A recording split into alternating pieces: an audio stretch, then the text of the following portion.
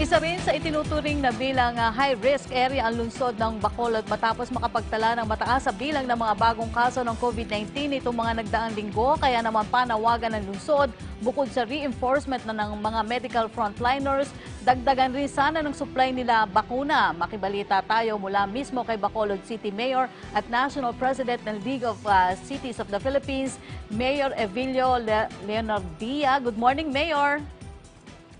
Good morning, Isaac Rocky. Good morning to all our listeners, including my friends po in Bustilo and consultant in Evelio City.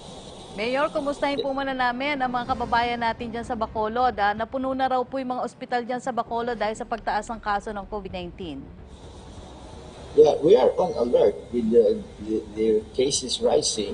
You know, our story of COVID has been some kind of a roller coaster ride. We started very, very slow, and then we had it so bad during the months of September, October, and we brought it down by December.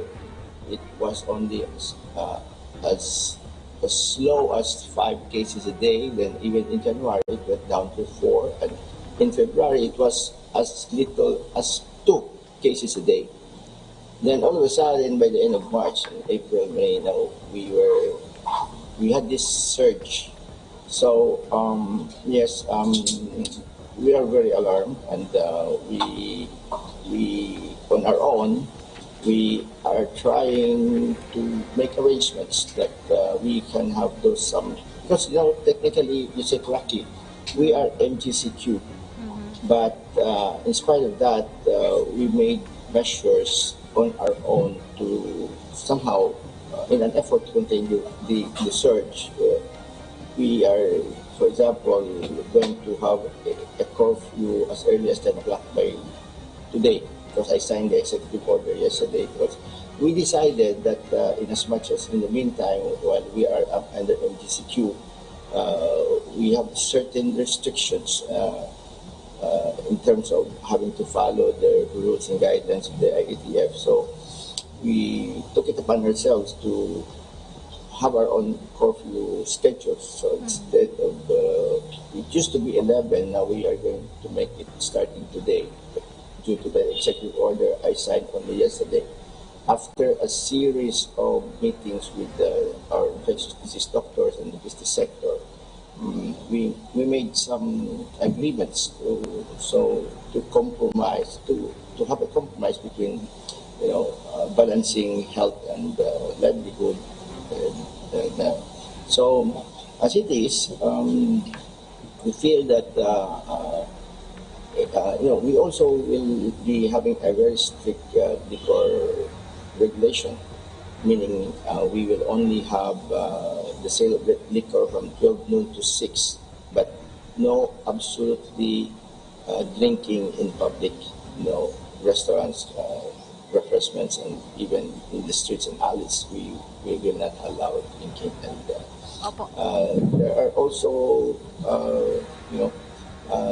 as agreed, we have appealed to our religious leaders to, instead of them being allowed 50% during the MGCQ period, we appeal to them to make it only 30%.